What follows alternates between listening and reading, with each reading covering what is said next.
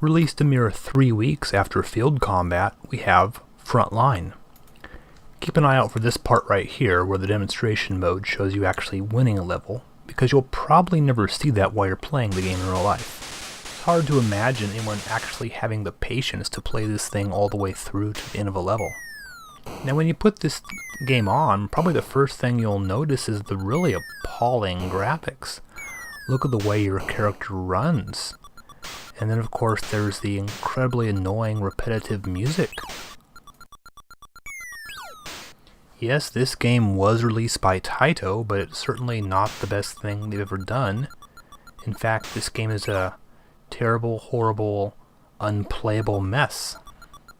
However, it's also historically important because this was one of the very first of these vertical run-and-gun type games. These games generally have you playing some sort of unstoppable super soldier battling an entire army worth of foes. The arcade game originally came out in 1982 and it didn't really look any better than this. The graphics were pretty awful. Now I'm not 100% sure, but I think the arcade version may have had a rotary control. This would have made the game very similar to the later Ikari Warriors. A rotary controller would certainly make the game a lot easier to play.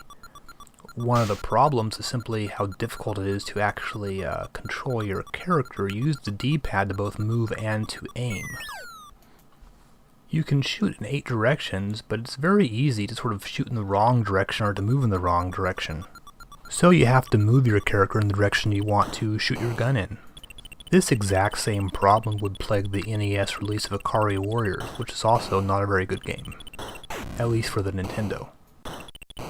This game is interesting if just for historical reasons. It sort of set the rules for this entire genre.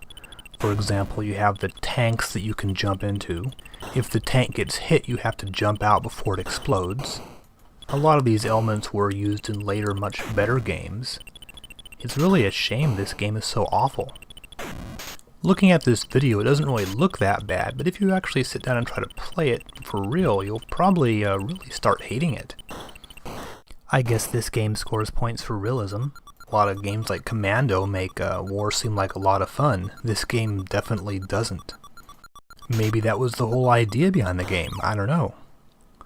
So unfortunately, while this is an interesting game, we're going to have to put Frontline in the same category as Famicom games such as Formation Z, games which are virtually unplayable.